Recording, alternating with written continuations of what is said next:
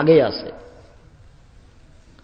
রাসূল সাল্লাল্লাহু আলাইহি ওয়াসাল্লাম বলছেন, সবচেয়ে যেটা গুরুত্বপূর্ণ শর্ত যেটা মানুষকে আদায় করতে হয় সেটা হলো ওই মেয়েকে বৈধ করা হয়েছে যে টাকা প্রদানের শর্ত দিয়ে, সেই টাকা তুমি আগে প্রদান করো, সেটা হলো মোহর। কতগুলো কৌশল বিবাহের ঘরেই বাসর ঘরে বলছে মোহরটা মাফ করে দাও, আবার কতগুলো সংসার মোহর দেয়নি, মরার সময়তে বলছে যে তোমাকে 10 শতক জমি দিয়ে দিলাম। আচ্ছা, মরার সময়তে 10 শতক জমি নিয়ে কি করবে? 5 বছর আগে হলেও তো সেই জমিতে ধান গাড়া থাকতো, পাখি খেত, একটা কিছু নেকি হতো। এখন তো মরার সময়, ও জমি নিয়ে কি করবে? বাঙালি নারী পুরুষ কেউ বুঝে না মোহরের মূল্য, ওইও বুঝে না, এমনিতে সংসার করছে। আজকে মোহর দিয়েছে 10 শতক জমি, আজকে পেয়ে খুশি, ও কি করবে? বলে আমার ছেলে মেয়েরা ভাগ করে নিবে। তো যে 10 শতক জমি আপনার ছেলে মেয়ে ভাগ করে নিবে, ওটা যদি আপনার স্বামীর কাছে থাকে তো ভাগ ওইরূপই পাবে। আপনার কাছে এসে লাভ কি হলো? আপনি যদি মোহরটা আগে নিতেন তাহলে অন্তত জমিতে ধান গাড়া থাকতো, ধান হলে পাখি খেত, তাতে একটা নেকি হতো।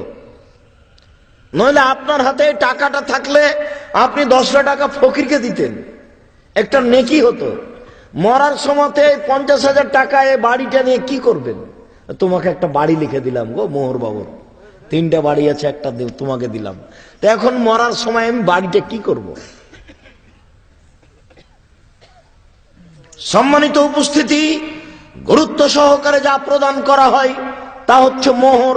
আপনি দিতে বাধ্য, টাকা দিয়ে বিবাহ করতে হবে, টাকা নিয়ে নয়। এই কারণে আমরা শতদিন বলেছি, ভিক্ষা করা টাকা দিয়ে চাউল কিনে ভাত খেয়ে ইবাদত কবুল হবে। ভিক্ষা করা টাকা দিয়ে চাউল কিনে ভাত খেয়ে ইবাদত কবুল হবে। যৌতুকের টাকা দিয়ে চাউল কিনে ভাত খেয়ে ইবাদত কবুল হবে না, যৌতুক হারাম। এই নীতি ত্যাগ করতে হবে, নীতি হারাম। এই নীতি ত্যাগ করতে হবে, এই নীতি হারাম। যৌতুক হারাম, ভিক্ষা করে খাওয়া ভালো। কা পুরুষের সন্তান, কা পুরুষ আমি তোমাকে গালি দিনি, তুমি কেন বুঝে নিলে? আব্দুর রাজাক সাহেব আমাদেরকে কা পুরুষ বলে গালি দিল। কা পুরুষ শব্দটা ব্যবহার হয় বীর পুরুষের মোকাবেলায়। তুমি বীর পুরুষ হতে পারলে না কেন?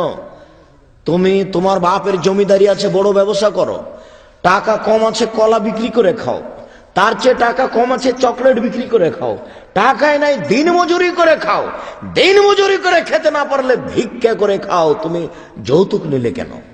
ভিক্ষা দেয় না তোমরা বাব্বাটাকে কেউ? ভিক্ষা পাও না তোমরা? মানুষের টাকার দিকে চেয়ে থাকো কেন? লজ্জা হয় না? বাব্বাটাকে লজ্জা লাগে না? মানুষের টাকা চাইবে কেন কাপুরুষ? শ্বশুরের টাকা দিয়ে সাইকেল মোটর সাইকেল কিনে চড়ে বেড়াও কেন?